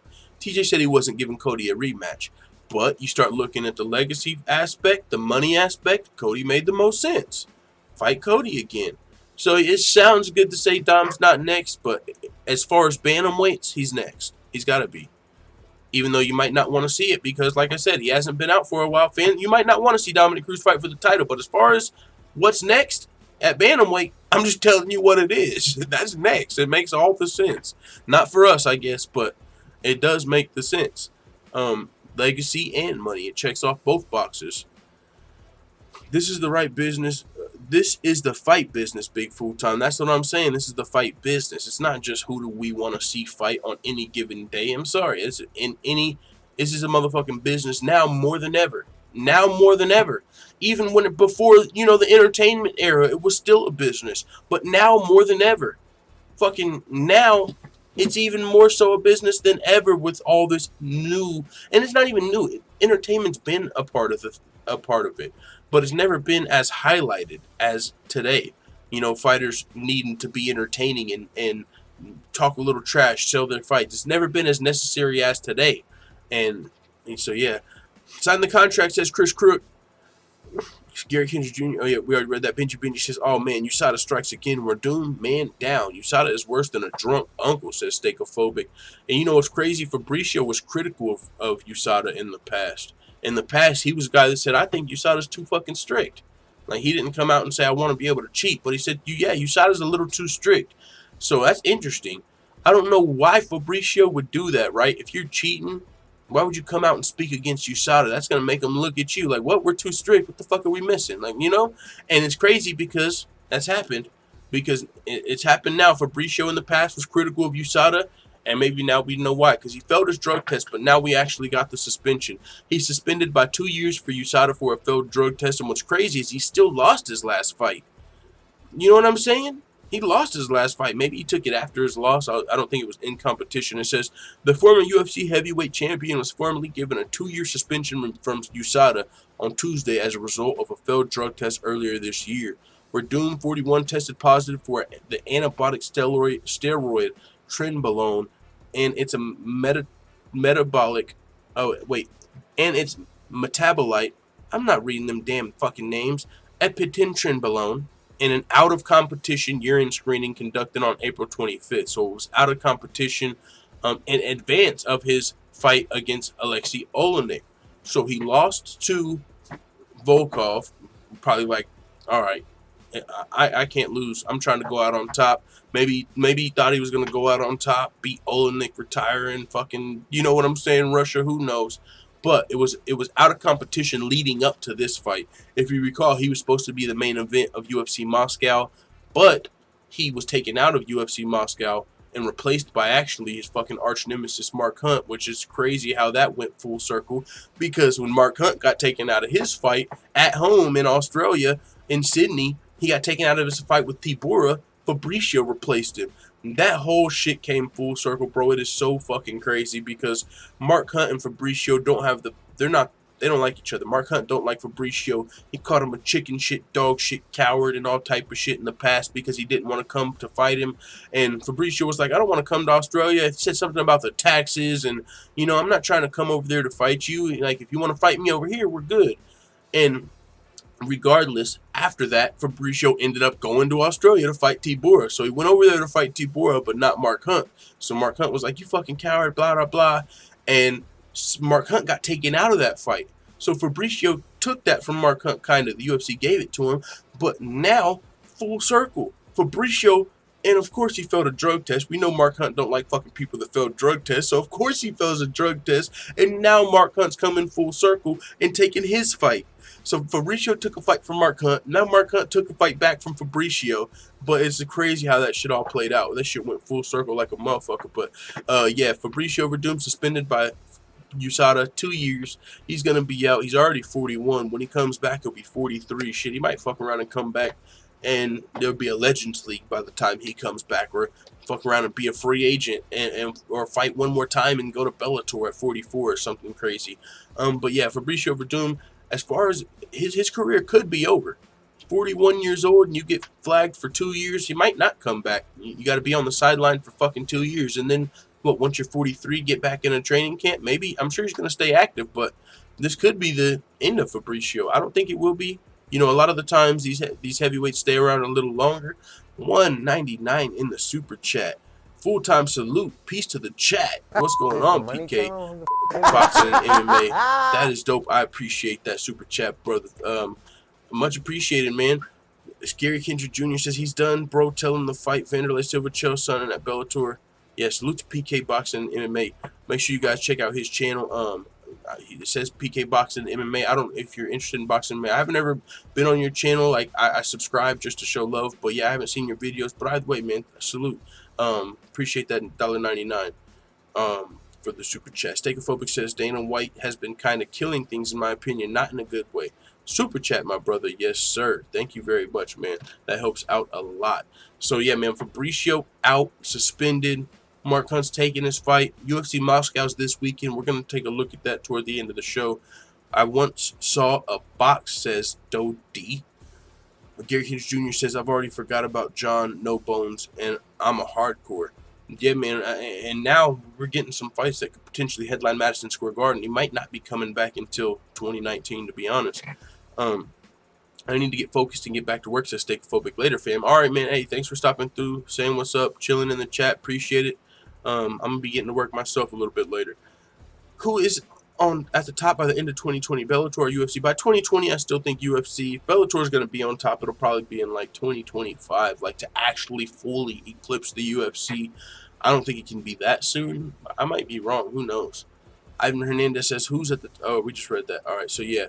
Fabricio Werdum suspended 2 years, man. But keep in mind, there's been a lot of fucking Brazilian heavyweights, or not even just heavyweights, Brazilians that have got suspended, and then come to find out 4 months later, they're innocent. You know what I'm saying? That's happened. Now, this time he's actually suspended, and you know, you have the supplement or whatever. But I would not be surprised if he fights this, or I mean, they called it a steroid or whatever. But I would not be surprised if he fights this. Come to find out, he was just using some Brazilian lab that had contaminated fucking supplements, and there was a little bit of whatever steroid in the wrong supplement, and so now he flagged, and he's gonna be innocent, and he'll actually be back in 6 months. You know what I'm saying? We've seen that so many fucking times now, where fighters get flagged, and then come to find out they're actually innocent. They get pulled out of their fight, and then nothing happens. Junior Dos Santos got pulled out of his fight with Francis Ngannou. Come to find out he was innocent. I mean, we've seen that time and time again, so who knows what's going on here, to be honest. I mean, he might be innocent still for all we fucking know at this point. Zeit Rotes MVP says, hi, Snoop Dogg is racist. I know he's not, but that's pretty funny. But more power to you. If that's your opinion, I'm not going to be the one to convince you, but he's not the actual definition of racist. He does not hate other people because of their skin color. He might have an opinion, he might stereotype, but does he fucking hate all white people? No. Does he hate all brown people? No. So, Gary Kendrick Jr. says, JDS just got cleared with no allegations, lost almost 2 years of his career. Yeah, that's what I'm saying. That's some bullshit. Speaking of Mark Hunt, though, he's still pretty pissed off about the whole Brock Lesnar situation. This screenshot was taken from his Facebook. A fan asked me this question. If he bet money on me and lost his bet, does he get a refund since Brock Lesnar tested positive for steroids and is the actual loser? Does anyone have an answer? It's a pretty legit question. Can the people who lost their money sue the steroid-using gimp for fraud? Does anyone know? Ooh, good question. And now you're getting... That'll piss some people off, especially if they bet on the fight. I know that would piss me off if I bet on Mark Hunt to win the fight, or if I bet on DC to win the fight and Brock Lesnar shows up looking like the fucking super soldier. We all know he ain't clean, but he gets the fucking fight. And then afterward, I lose my money on my bet. Who knows? I know Brock Lesnar's a WWE guy. I thought DC was going to wipe him out. I thought Mark Hunt was going to clean his fucking clock. But no, you want to come in all jacked up on fucking Mountain Dew. We use that for cocaine. You get the point. You want to come in all fucking jacked up on whatever the fuck you were on. Everything. Jacked up on everything. And now we lose our money. Mark Hunt loses the fight. And what the fuck?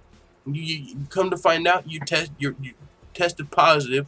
The results overturned. Well, motherfucker, is my bet result overturned? No? Well, that's fucked up. So, yeah, that might piss some people off, but that's also a great question. Not gonna lie. I don't think you do get your money back, though. USADA versus Mini Cyborg, says Ivan Hernandez. Ivan Hernandez in with the troll. Jessica Hernandez gets tested by USADA. She does, dog. Did I say Hernandez? Jessica Andrade. She's not fucking on steroids in my mind. If you haven't ever failed a drug test, you can't say that. But Benji says, you can't know that. Who honestly thinks Lesnar is going to win? Shit, man. I'm glad that his body's starting to change, but and yeah, no, I don't think Lesnar's gonna win, man. But maybe there's a WWE fan out there. He's a big dude, but DC at 240 pounds, he's a fucking heavyweight. He's not even a light heavyweight. Like, you know what I'm saying? Like, he's actually a heavyweight. So I still want to, like, I would like to see this before the fight, and I know we can't. Like a Brock Lesnar versus Daniel Cormier wrestling match. Not a fight with punches and kicks and knockouts. Answer me this. Who wins a Daniel Cormier versus Brock Lesnar wrestling match? And I'm not talking WWE. I'm talking fucking wrestling. The shit college wrestling type shit. Who wins that type of wrestling match? Brock Lesnar or Daniel Cormier? That's what I want to know from you guys. I'll be checking that out. Chris Crook says she's a bull dyke. That might be the case, but I don't think she's cheating. But, yo, that definitely sounds about right. Gary Kendrick Jr. says, I'm a white boy and I'm Jack. Deal with it. God Flawless says DC. DC says shots of bleach. Okay, so if you think DC wins the just legit wrestling match, then yeah, he wins the fight no matter what. Because that's his only fucking chance. That's really his only chance. You know what I'm saying? Like, is if it gets in a wrestling situation and his big ass body, he's able to just out muscle and out strength and out wrestle DC. But striking, DC. Everything else, jiu-jitsu, DC. Everything. So the only chance Brock would have is his size and wrestling. And so if you think DC wins the wrestling, then yeah, there's no chance for Brock Lesnar. But so yeah, Andrei Arlovski. This shout out to my boy. I gotta pull up my Gmail because I think it's like fucking Snake Oil. What's his name? Instinct T Oil. He's never really been in the chat, but he's been emailing me lately. He wants to hop on the panel and shit, but he sent me this article and wanted me to talk about it. But yeah, Ultra Instinct Oil. And oh yeah, shout out to him because he also donated $20 to me. So that helped out a lot. So he just donated the $20. So shout out to him for that. But his name's not super familiar. So Ultra Instinct Oil. I don't know if he's been in the chat before, but he sent me this article, wanted me to talk about this, and also donated $20. So shout the fuck out to Ultra Instinct Oil because whoa, it is gonna help. Is that a new subscriber? What's going on? PK Boxing and MMA. Oh, that's a donation. $4.99 through the motherfucking super chat, dog. You, sir, are God amongst men for the super chat. Thanks for the shout out, full time.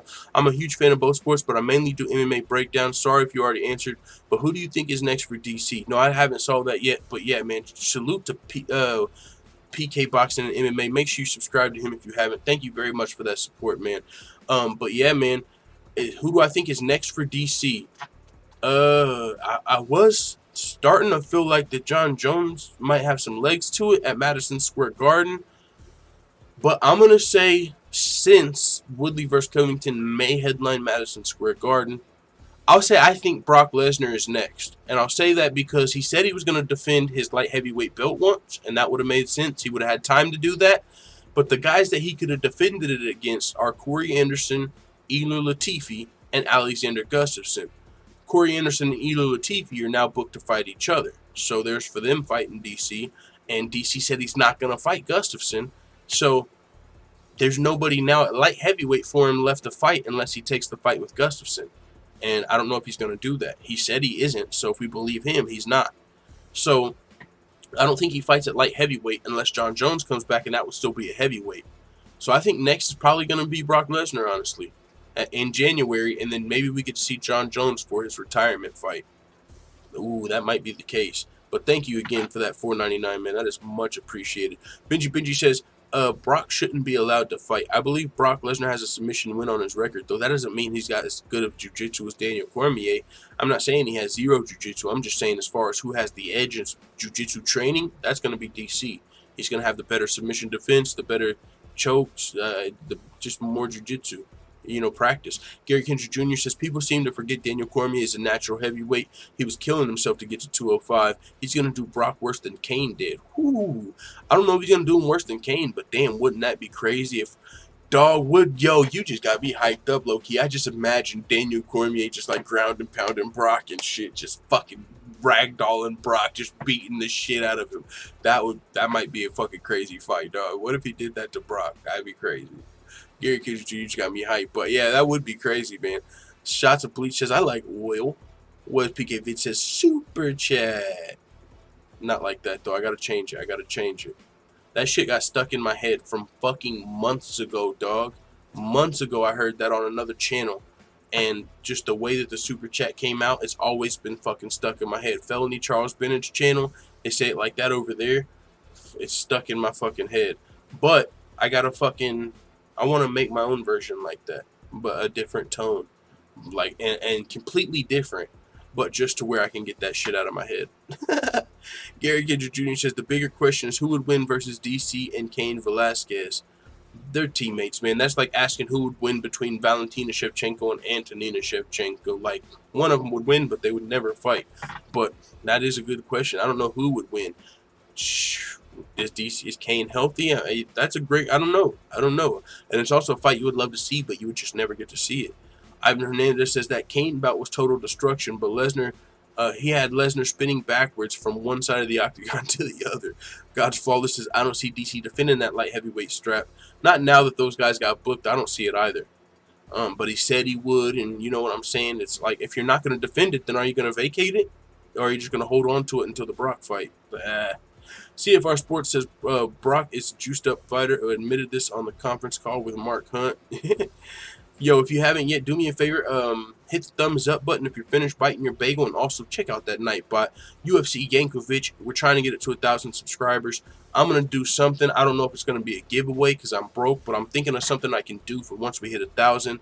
I thought about this, but it might be a little corny, like making a song, like some sort of giveaway, but I don't know. Maybe the giveaway will be the winner gets to choose anything that I can make, like some sort of song, for any fight, any upcoming fight, or any fighter, something crazy. But yeah, we definitely want to get that to 1,000 subscribers. That'd be dope. And you can't click the link right there, which fucking sucks. You should be able to click the link.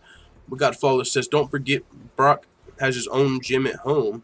Yeah, that's true, but does he have his own fucking jiu-jitsu guy? Do you think he's just in there training jiu-jitsu?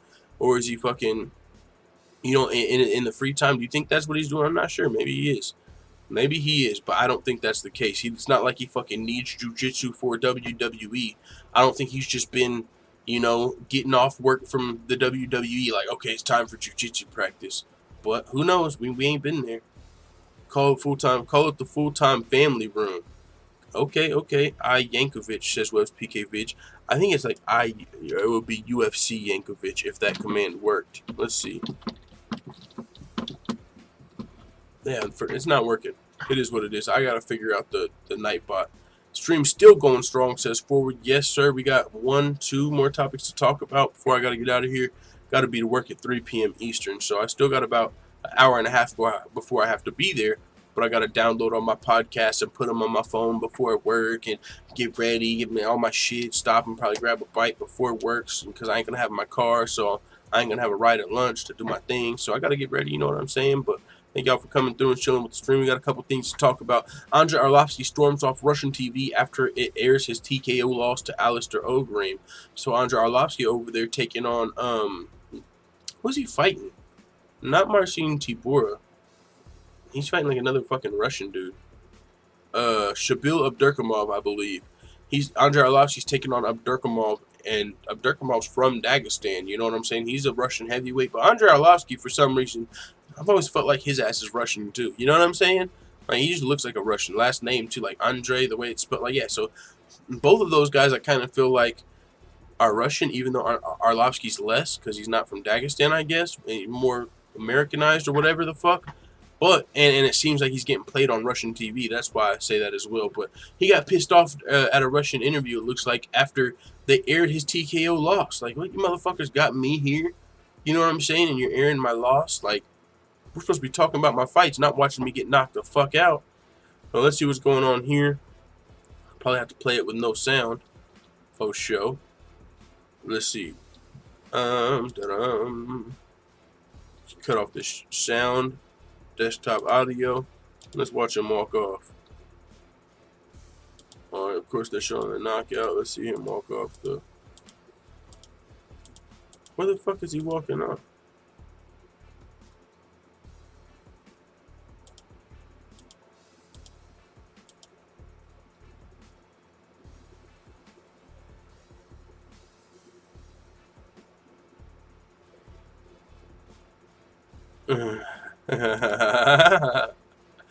I wish I knew exactly what he was saying, but he definitely wasn't too happy with that. But can't run all the way through the. But yeah, it's like, what's the point of that? You know, what could they have been asking? Like, we're sitting here talking to Arlovski, and on the screen, all we got is him getting knocked the fuck out. Like, it looked like they showed it multiple times. Like, what the fuck?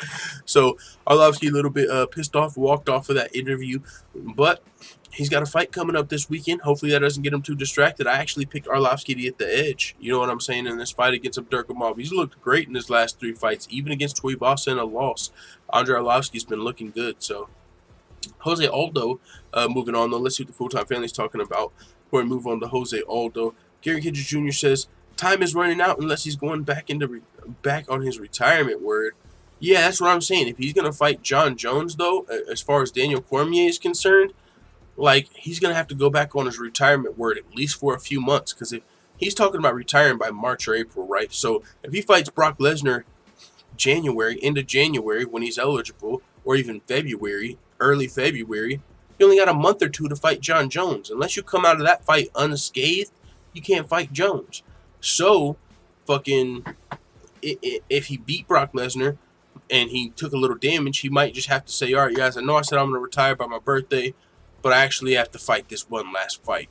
I beat Brock Lesnar. I got to fight John Jones. Heavyweight. You know what I'm saying? He might push it back a couple of months. But other than that, I think that would still probably be his last fight. But even then, who knows? I mean, there's no other huge fights for him. So, yeah, that probably would be his last fight. He don't need to fight after that. I mean, he's got the job and everything else. Chat is lit at the moment. Smash the like button, says Gary Kiddridge Jr. Chat lit as fuck. Ivan Hernandez says, how much you think they fined him? Find who? You talk. I don't know exactly which who you're responding to there. A little bit of everything, but I agree. DC has him at all levels. Yeah, see, DC he probably just wiped the floor with Brock. Oh, Brock.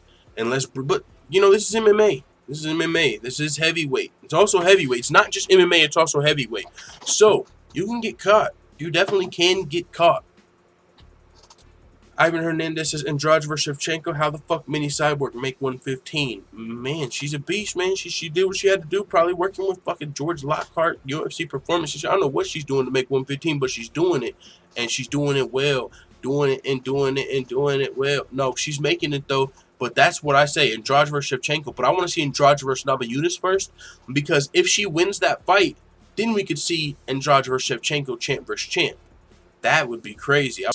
That I don't know how she would fare against Shevchenko. I don't think she's got much of a chance, but she's still a beast. She used to fight at 135, so it's not like she's just gonna be super undersized. So, and I want to see Andrade fight for that 115 title next. But after that, I would definitely like to see her fight either Tatiana Suarez or even fucking Valentina Shevchenko. But yeah, Jose Aldo hopes for a lightweight debut at UFC 231, which is in Toronto. Says his manager turned down Donald Cerrone fight in Sao Paulo. And that'd be interesting because Aldo just fought in Calgary. Come right back to Canada, you know what I'm saying? Aldo just fought Jeremy Stevens in Calgary, knocked him out. Fighting at 231, he'd be coming to Toronto. That'd be 2 stops in Canada for Aldo in a row. That's kind of I don't know what that has to do with. If that's it seems like a good idea though. You just had the Canada audience, there watching a big performance from you. Have them come right back to the pay-per-view. You know, people are gonna want to buy the tickets for sure. So I like that idea. As far as his debut at lightweight, he just got a great knockout at featherweight. I mean, I guess the featherweight division's tied up a little bit as we wait on Holloway and Ortega. That could also happen at this card.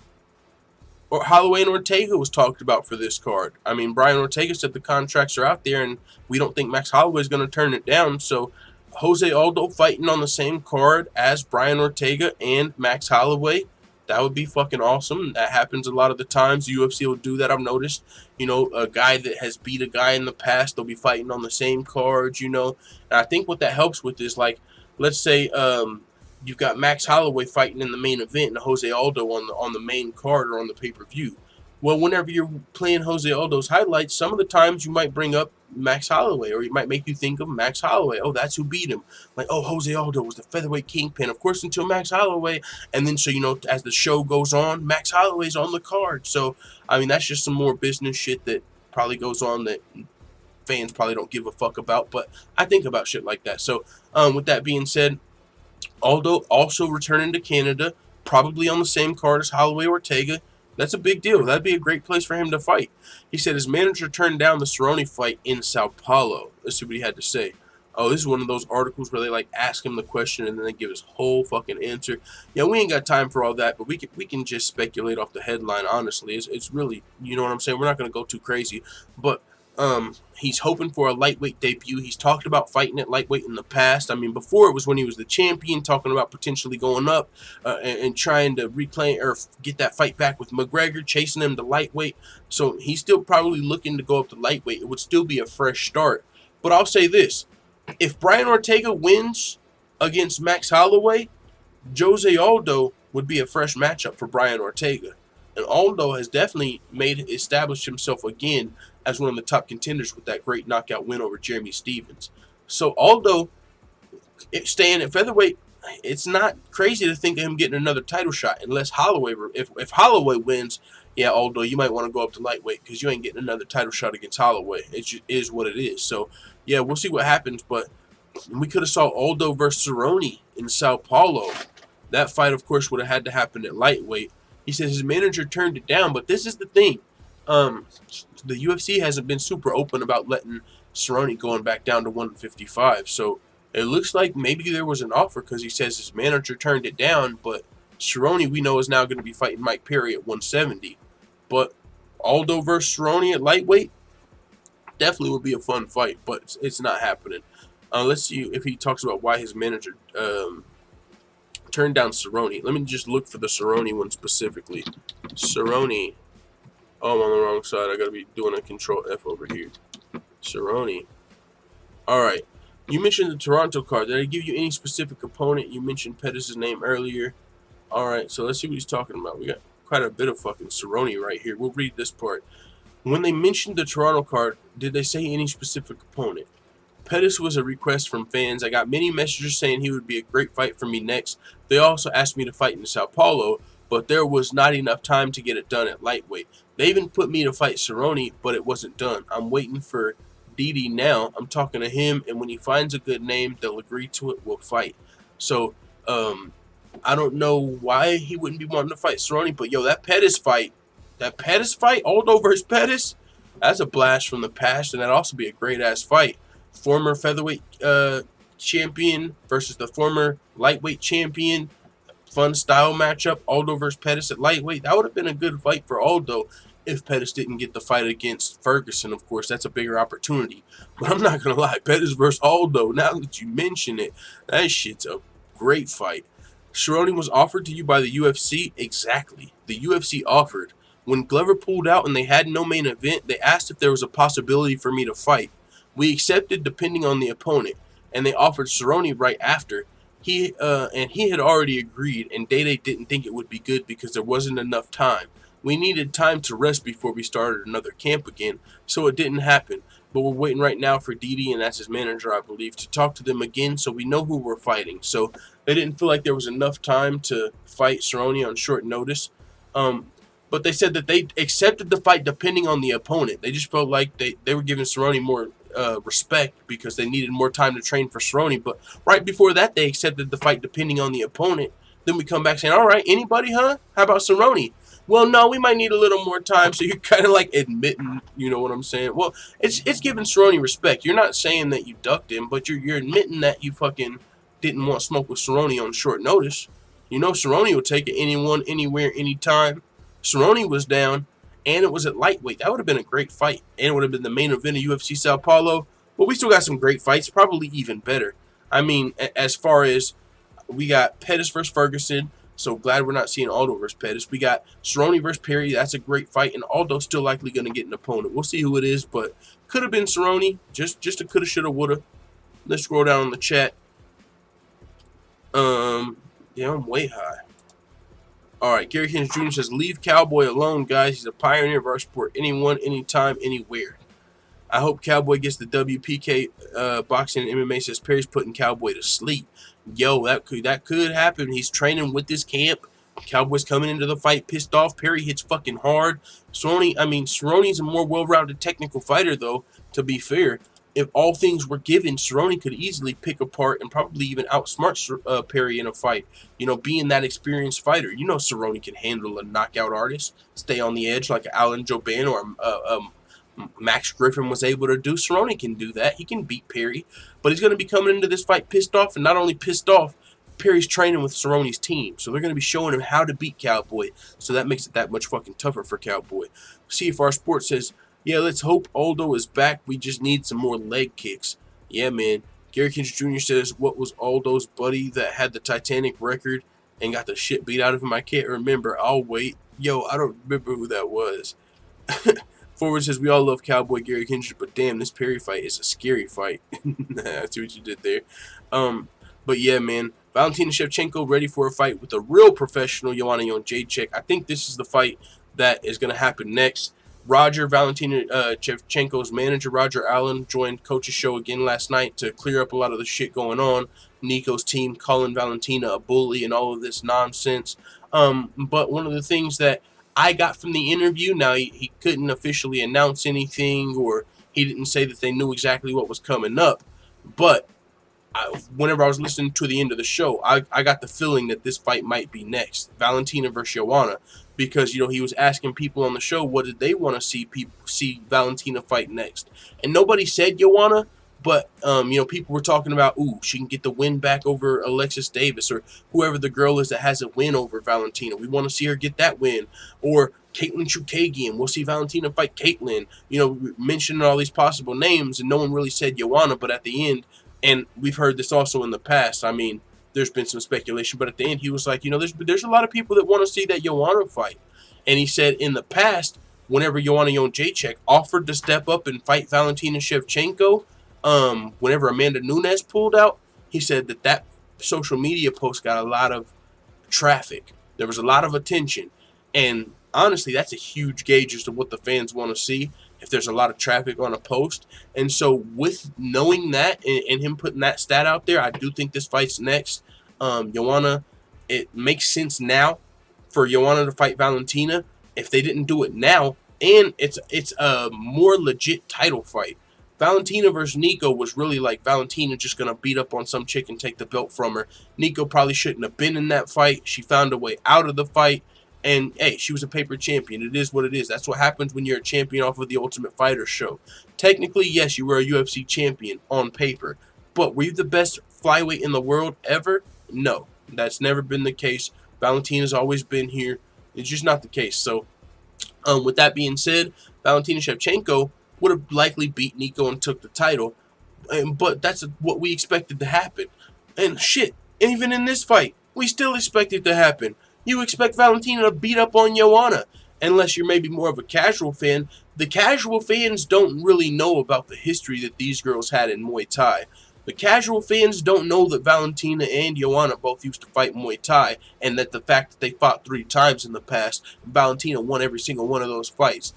And now she's even a bigger fighter, had a lot of success at 135, moving down to 125, compared to Joanna, who's been making that cut to 115, and she's coming off a couple losses. So, I mean, even in this fight, all things considered, Joanna has a better chance than Nico, but she don't have much of a chance. You know what I'm saying? I still think Valentina's likely to beat Joanna if this fight does happen, but it is a big fight. Does Joanna deserve a title shot right now? I know a lot of us hardcore fans, and you know, like my boy Stamina MC said, we shouldn't think about what makes money for the UFC because we don't make money off of it. But if you're trying to predict what's going to happen in the UFC, that's what you got to go off of, because this fight does make the most sense as far as business is concerned as well. Former champion Joanna definitely has a lot more fucking clout than any of these other turds at flyweight, and no disrespect, I'm just saying, as far as the people that people don't know, the girls off the Tough Show, Roxanne Modafferi, Sarge Eubanks, great fighters, great performance on the show. Love to see what they can do, but do they have a stock like Joanna Jedrzejczyk? No, they don't. They're not as big of a name. It's not as big of a fight. So that would be a bigger legacy fight. We've wanted to see this in MMA for a while now. It just hasn't really made sense. Their paths haven't collided. Joanna's been at 115. Valentina's been at 135. You can't see it. Now we got 125, and they could meet there, but Joanna, she's not the champion anymore. You know, whenever we envisioned this fight in the past, we envisioned Joanna Jedrzejczyk as the champion challenging Valentina for her belt. You know, but that would take Joanna to win another fight, and then win the title fight, and then Valentina's got to be the champion by then. That might not be for fucking 2 years, you know? Who knows? It might be a year or two before we could see Joanna versus Valentina. Because, and if Rose remained the champion, then we may never see Joanna become the champion again. If Rose beats Jessica Andrade, then Joanna's not getting a title shot. Joanna's best chance, see, a lot of shit would have to happen. Joanna would have to, well, first, Andrade would have to beat Rose, and then Joanna would have to get the title shot and beat Andrade, and then Joanna would be a champion again, and then she could fight Valentina.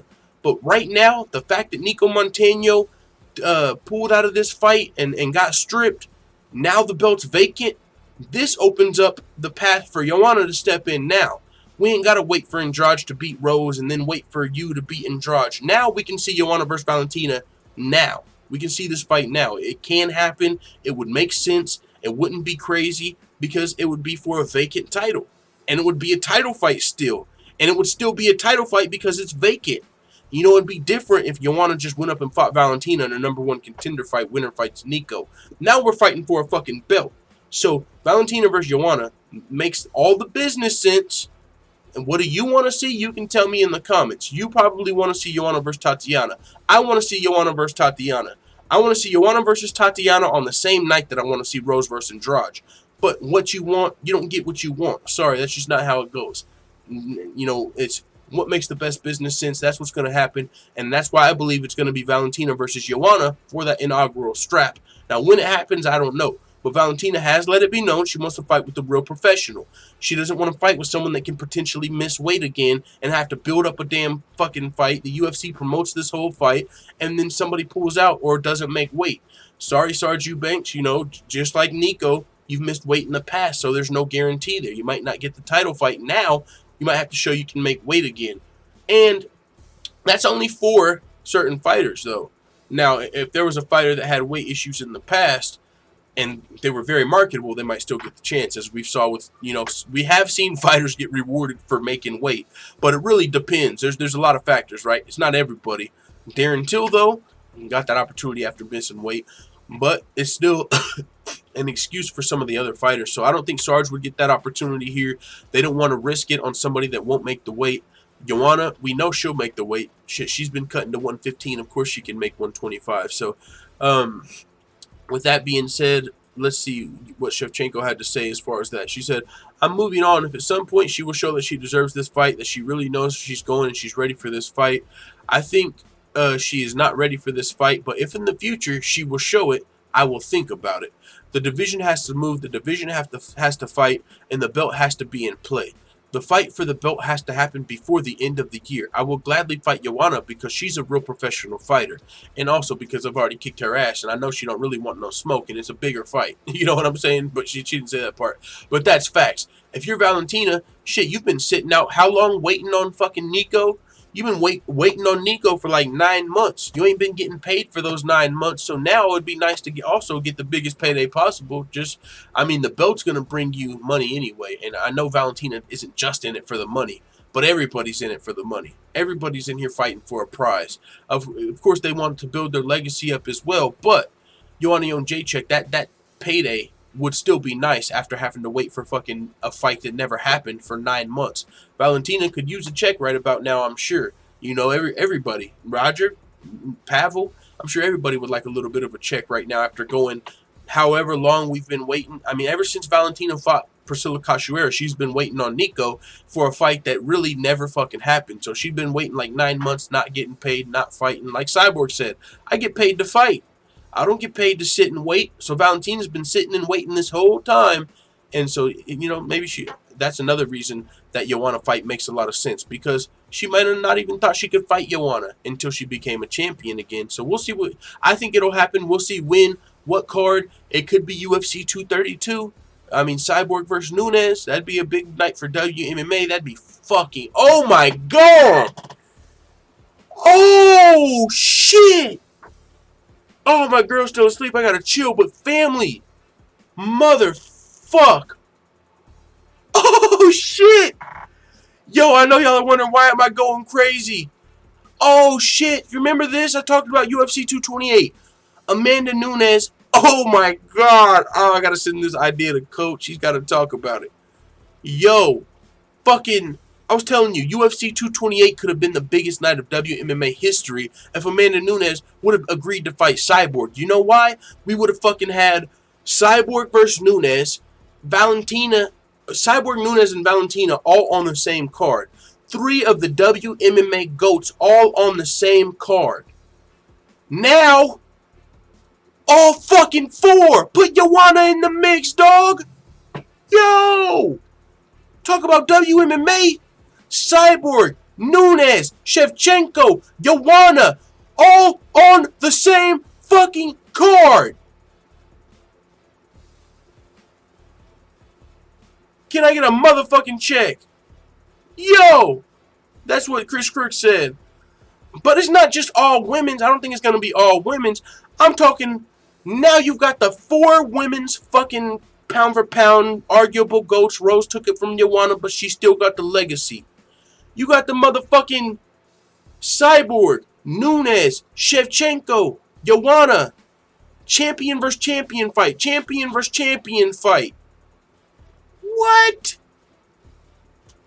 Holy shit, dog. That is crazy. The 4 champs. Fucking the 4 horsewomen. Now, Joanna got dethroned, but she's still straggling along. Come bring your ass to this card. Bring your clout. Joanna versus fucking... Yo.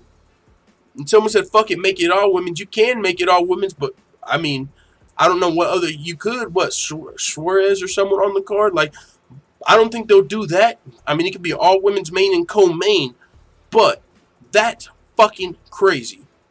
That's fucking crazy. Valentine T says, play Bellator, repping Bellator. We're going to end the show with that. Actually, we got 2 more topics to talk about, and we'll do that. Holy fuck. UFC 232. You're talking Joanna, Valentina, Nunes, and Cyborg. All on the same fucking card. That is crazy. You can thank Nico for that. If Nico wouldn't have pulled out of this fight, we wouldn't have had this. Well, you still could have. Because if Valentina would have beat the fuck out of Nico, she would have been the champion. And Joanna still could have came up. But I don't know if that would have made as much sense because people would have been like, you just beat Nico.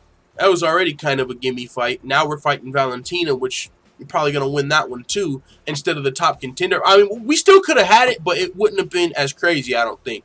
So, I mean, you can hate on Nico, but you got to thank her for that. PK Boxing and MMA says, I like an all-women's card. That would be awesome. See, this is my thing, though. You can do that. I've heard about that in the past, people talking about even separating WMMA from MMA. But I'll tell you this, that don't work out in other sports. Now, this is fighting, so it might still work. But nobody gives a fuck about the WNBA. Nobody gives a fuck about the Is there even a women's? There is a women's football league. It's like lingerie, right? No, people probably watch that for different reasons. No one gives a fuck about the women's league, dog. You know what I'm saying? In WMMA, not in WMMA. I'm saying like WNBA. No one watches that shit compared to the men's. So I think having the women with the men actually helps the women out. Maybe they can hold their own sport, you know, and run with it. I know I would watch it. I don't watch Invicta all the time, but I mean, if you want to go there, we can test that out. But I just don't know how awesome that would be just to start doing all WMMA cards in the UFC. So I don't think that's necessarily going to happen, but hey, they could. That's a great fucking headliner for Shevchenko, for an all-women's card. Shevchenko versus Joanna, Nunes versus Cyborg. I mean, yo, what is going on? Holy shit, I'm about to email Coach right after. I'm about to do that shit right now. Yo, Coach, you got to talk about this. Where we at? I'm going to tell him we got at least one reason you can be happy for Nico. She gave us the greatest night in WMMA history. Yo, where is... All right, there we are. But yeah, so Valentina is ready for a real fight with Joanna. Tatiana Suarez, we only got a couple more things to talk about before we get out of here for the day. She's embracing the new female Khabib. She put on the Khabib hat and she put, you can now call me Tabib. Tabib, get it? Like Tatiana? Tabib? All right, yeah. So she looked like the female Khabib against Carla Esparza. I want to say this, man. Tatiana Suarez, there's a lot of hype with Tatiana Suarez, but it's legit. You know what I'm saying? But I don't want to, I just feel like she went from zero to hero too fast. I don't know why. Maybe it's because her performances. But it is what it is, man. Maybe that's the case when you see performances like that, 2 in a row. I mean, I would love to see how she does against Joanna. Like I said, I know a lot of other people would like to see this fight as well, Joanna versus Tatiana. But Joanna might fuck around and stop her in her tracks. But that'd be a good fight. But either way, she's embracing the female Khabib, the whole Tabib line. But yeah, I'm over here composing a message to the coach right fucking now. See? But yeah, other than that, though, one other thing to talk about, and then we'll play Bellator, repping Bellator, and we'll get out of here. Kazushi Sakuraba versus Uriah Faber grappling match set for Quintet 3. If you don't know who Sakuraba is, man, he used to be known as the Gracie Killer and shit. So this is going to be a grappling match, and it actually kind of explains Uriah Faber's tweet, getting that itch to compete. You know, he's going to be in a grappling match. So that's going to be a dope grappling match if you're interested in that. But also, keep in mind, with Cody Garbrandt out the door, Uriah Faber getting the itch to compete, we might see a fucking resurface. He could fuck around and fight if he gets, you know, figure out some pay-per-view points. He is a Hall of Famer. Put Uriah Faber in there against TJ Dillashaw, he might lose, but if he wants a payday, I'm just saying that is one. I don't think he needs one. Uriah Faber's got a lot of shit going on with Team Alpha Male and their sponsors and everything over there, being a UFC Hall of Famer. I don't think Uriah Faber is out here starving for a payday, but there would be one if he wanted to fight TJ. That's all I'm saying. So, with that being said, of course, you know about UFC Yankovic already. Make sure you subscribe if you haven't. Clearly, the motherfucking Nightbot is not getting you to do that. No, I'm sure a lot of people already have. We already have 800 subscribers. So I know a lot of you guys have already subscribed over there. I appreciate it. But if you haven't yet, check out UFC Yankovic. Trying to get that channel to 1,000 subscribers. We're going to do some sort of giveaway. Have some sort of fucking party as soon as we get there. But someone said play Scott Coker versus Dana White. Bellator. I'm repping Bellator. Hey, we'll play that for sure to get out of here. And then, yeah, I got to get to work. So thank you guys for coming through to the show today. And motherfucking, holy shit, dog. I didn't even think about that. Joanna versus Valentina on the same card as Nunes versus Cyborg. 4 of the top 5 MMA fighters of all time on the same fucking card. Holy smokes. What a fight. What a fucking fight. So, yeah, where's it at? Scott Coker, Dana White, Bellator. I'm repping Bellator. Oh, yeah, it's up higher. Here it is. We're going to run that full-time, family. If you haven't yet, make sure you hit the subscribe button. It'd be much appreciated. Let's get the show out of here. I'm messaging Coach right now on the email.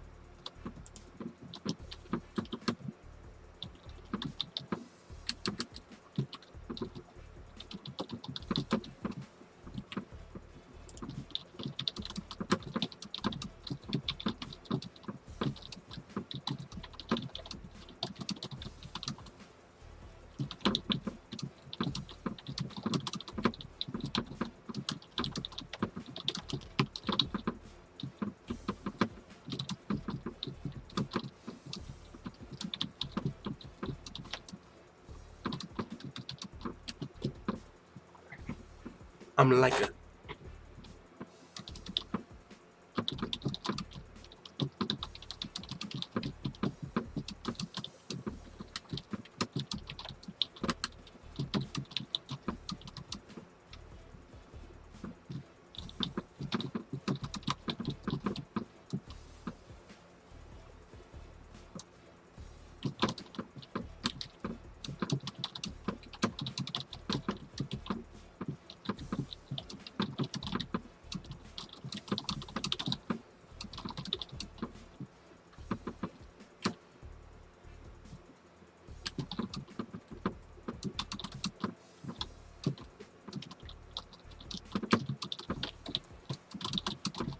Hey, what's going on, full-time family?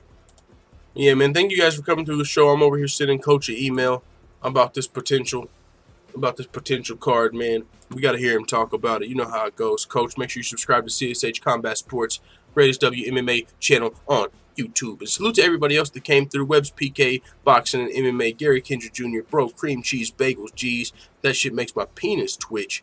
Yo, have you ever... Never mind. No, Webb's PK Vid says, see you next full-time. Yeah, we'll be back tomorrow. Y'all know we're here every weekday, motherfucking random times. Make sure you have the subscriber bell. Now, usually we're here 7 p.m. Eastern, but whenever I find work shifts like today, we got to go early so we can still make it to work. So, with that being said, since we still got some people here, while I'm sending Coach this email, y'all want to hear another song from UFC Yankovic? UFC Yankovic. Why not, right? We're just closing the show. Nothing crazy. What we got over here? Tony time? Oh, yeah, we talked about Tony Ferguson today. Let's go. We ain't heard this in a while. Remastered by Stockton. Shout out to Stockton Slaps, by the way. He's sick right now. He's going through it, so hopefully he gets better, and we'll be able to get some more heat to you guys soon, but want to see him get better. So we might not be remastering the new Fire Snoop, but it is what it is. We'll still motherfucking be on the grind, so let's go. Finish this email.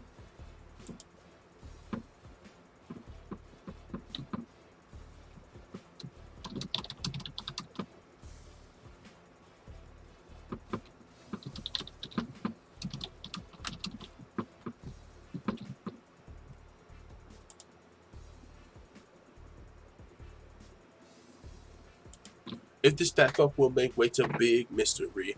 If you were smart, then you would probably pick me to submit Khabib at UFC 223. Pettis at UFC 229.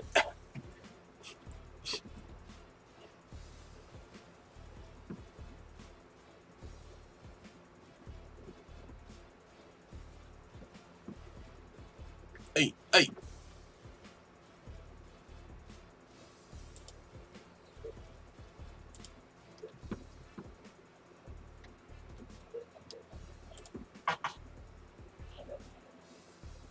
Tony time. Yeah. All right, we out, family.